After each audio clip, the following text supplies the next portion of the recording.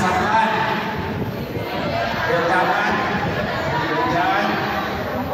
I-promote. Ngayon, good working environment. Kay taghanan kayo, nagmarang karon ng principal, so muna niya akong challenge nila. So ganahan ba na? Mga principal, ganahan mo? Pagpag mo, okay mo. Pagpagan na sila kayo kay sila. So kana ha? So with that, kung ang mga nang mahatag ninyo, siguro po tako na expectation nato na makapot na nato ang quality education. So tungod na, hinam sila giyon sa kinabuhi nga counterpart. Una mo madawat, napod mo ihatag palos sa education. So kayo upat man na ang inyong madawat, upat ka pagpangga, hindi matirawi sugan-sugan, hindi nila lumagan. Napod may pangayong na upat ka butang sa inyo. Okay ra mo? Mahangin may upat. Ang kini upat, inyo din ihatag mo sa lipid. Okay ra ta So atong istoryahan, kung saan yung upat.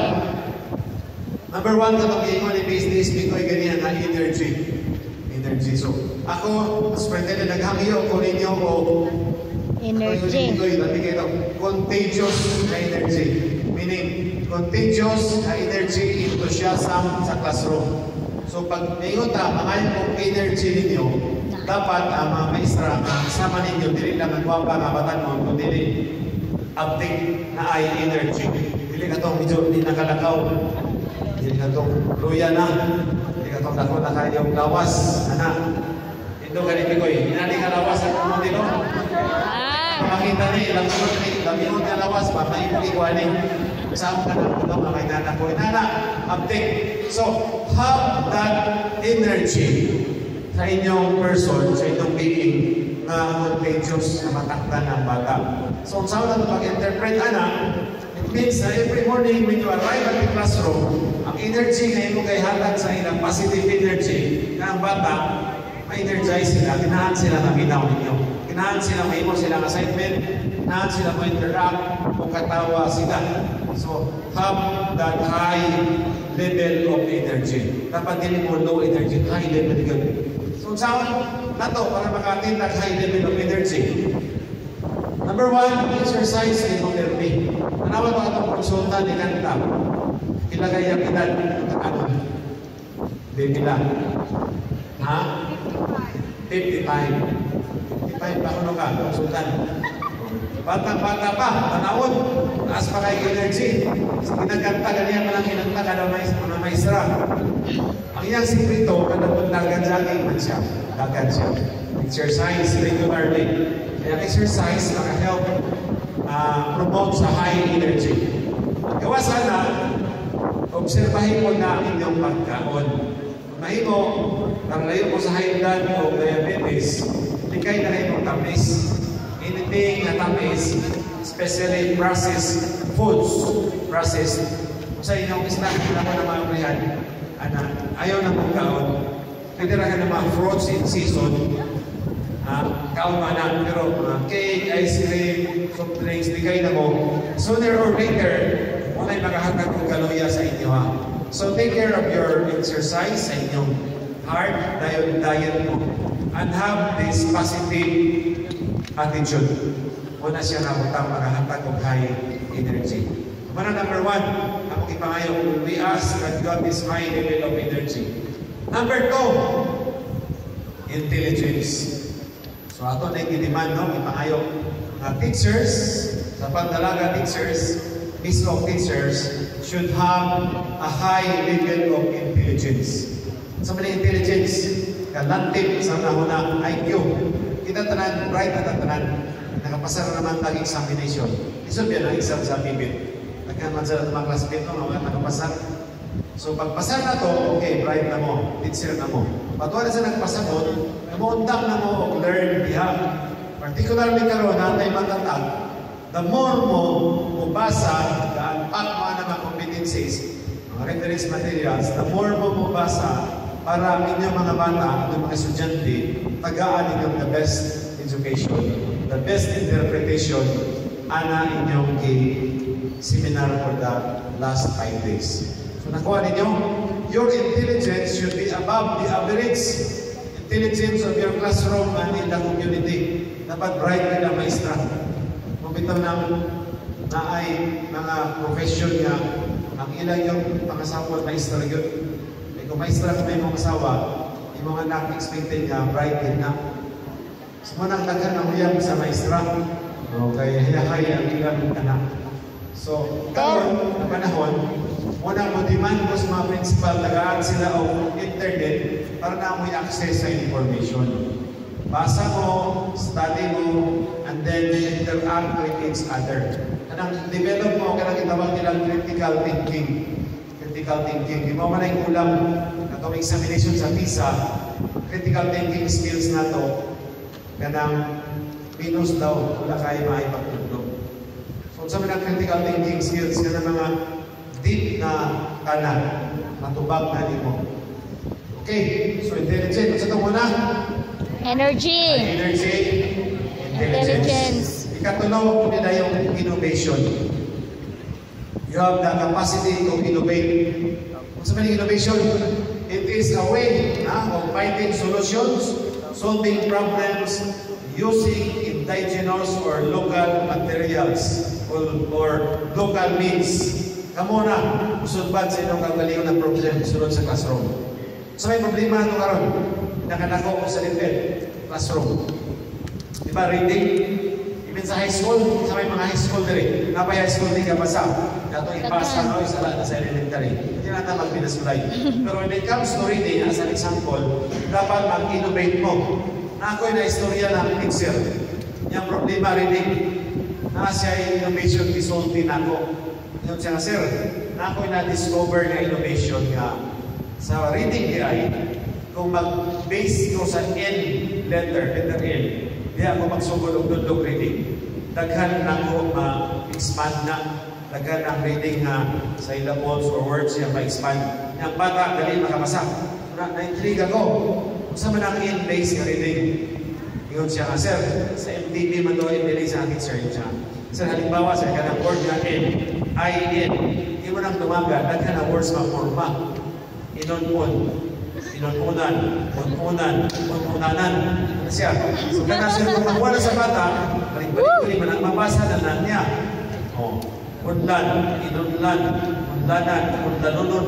So, daghan, ingon ko sakto sakto mo. Kung epektibo ka na, so epektibo, sir. Kaya pag na-master na ang letter N, dito na po sa S o sa N, o sa quad. So, sa'yo na ko ng bata. Kaya na ay guide. So, see, kana sa example na sa innovation, gamit sa maestra, yan mo to, para masulbad niya ang problema sa reading. Mabitaw na, allowed mo makinog mga storybooks, indigenous materials, ay hindi ka kalingon. Muna siya kay kamo, mo'y nakabalo sa problema sa classroom. So, naigingon nila, the person nearest to the problem is the person nearest to the solution. So, di na masulbad sa inyong mga PSDS, sa atong mga principal kung kamo na niya. Kamu na yung nakapadawa na. So, munang itawag na innovation. A grade is a grade. Agree. So, ito ang balikon. High energy. High energy. Intelligence. Innovation. Innovation. So, ang pagkaupat na yun, which I believe is the most important, kining empathy. Empathy. Become empathic. So, sa maling empathy, it is when you try to put yourselves, ourselves, at the shoes of the others, and we understand the feelings of the others, we understand the situation. So muna, dapat ang teacher, dapat pinakataas ang level sa empathy. Pag sunod mo sa klaso, ibutang ka, 35 ka bata, imong itala, 35 na ka-personalidad niya ang imong sabton, ang imong atimanon. Muna, hindi ito musugod na kasampal mo. Kaya kung yung kasampal mo, maway nada, kasampal ito, kulang ang prinsipal. Apiktado na ng mood ninyo, apiktado na ng pricing ko, 40 na kabata niya. Imagine na kanya ipikto ninyo, anak. Ito pa ng kasapan. Kung saan na kasapan niyo, balos mo kasapa sa 40, pag-ulian na dito, wala na lang sila. Huwag nakabano na mga bata sa balay, huwag panay gikaon. Kabaklay pa naglayo. Kaya busar pa na, rape victim pa na, hipuli pa na. Hindi mo ihunta na sa performance. Tungkol kayo, wala na naghantagan ng empathy sa mga bata. Muna siya, akong gihangyo nga become empathic. So, akong giniman po sa mga principals, hindi sa become empathic to your teachers. Ikabalo mo daghan man teacher na ako yung mga problema. Kung na author na ingon niya, the average, every 4 months naka-encounter kita problema. Karon kung wakay problema, ayaw kong piyansa. 4 months na ka. Ako experience tinuod yun. So, ang problema ito na-encounter, whether financial, whether sa health, whether sa emotional. Kana siya. Mga ako yung amigo, hindi ako konsultan, mag-uban mo yan happy siya after 4 months, so sakit yung dughan. Ikasapat sa niyang asawa. Kung sa kauli, wala sa iba tingkan. Emotional problem na. After 4 months ako, nagpa-enroll yung mga anak. Kita na po kwarta sa ibayan, financial problem. Kapila ka bulan, kalibangan ka, kaya nagkaon ka na. So nangiring mapindihan dito sa Kaluya. Yan ang mong kawin, manahilis, kalibangan ka, yan problem na. Tuyok-tuyok na na. So, dapat kita ka ng matatag ka. Ano yung anticipate nga. Pati average, kung encounter kita problema. Pati importante, likod ta. Now, tanawa ang bata. Ipatay sa bata. Ang bata na walang kalaban-laban, siya lang isa. Ato pang kasampan, ato pang ikon nga, di ka balo, di man atong tabangan. So, kung saan na ikaw umaon sa bata? Nakasulay mga kuhanan na akong classmate nga, di ka tingog, di ka basa. Tawaan lang sa akong mga classmate, pero kabalo mo pag high school na may dato naman kayo. Kung na mag-leksyon, magpalit ng mainong sa pag-yun ako. So kung itong iayaw kuhan sa maestra na sa kato, so dili mo na ito mataga ng tao. So imagine taga na ng bata po nung pagpagawa niya matilaway sugat-sugat, usaka na ang inyong performance. Alam mo dali na kayo na makabasa ang bata. Di na lang ma-absent. Isubila na lang tarong. E na-feel niya na he is loved. He is part of the greater world. No? Kaya ako naingon niya, wala naman na yung problema sa kalibutan na di masulban kung hindi pinagi sa gugma. Agree, disagree? Agree. Ang gugma, hinay-hinay na. Yung tubag, agree? Gugma ra ang kinahanglan. So, sa may meaning sa gugma? Sa meaning, to you, what is love? Ang konsultan sa nagugma. Maybe having say you are sorry, ang gugma. Kung yun nila, ang gugma daw is when you give yourself away. When you give your life, yourself away without expecting anything in return, that means love. Kung naman ikihipon na ito, mga teachers, ang yata na ng oras, ang panahon sa mga bata. And once ma-feel nila ang gugma, bilin may usaka ka na itong performance. Nalipay ko, ibalita ninyo na ang results sa Regional Achievement Test. Number 2, ang miso. Kapaka na to. Number 2. Number 1, number 2, miso. Kung ka na, tungkol na sa inyong paningkamot. Tungkol na niya itong mga principal na hindi na mga sama ninyo, hindi na mautang ninyo, nag-aalam mo may pagtagal, kung na inanggihin mo. Number 2 ta. So how much more karon tumiga ka kung atong na ginanipaabot sunod sa classroom ng atong pagpangga o pagmahal sa atong mga bata. So, mauni siya ang akong core message ninyo as we implement matatag curriculum. So, mahimo lang ng matatag, nagkahiusan ta, kung magpuyo ta sa gugma. Salamat, may hapon sa tanan.